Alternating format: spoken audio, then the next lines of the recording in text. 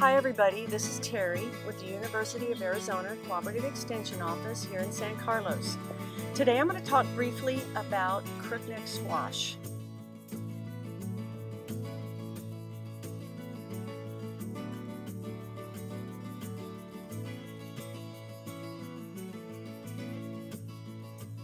So crookneck squash is a vegetable.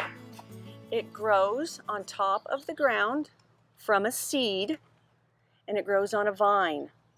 Okay, here is another picture of a crookneck squash. This is the inside, and you can see that it has little white seeds inside.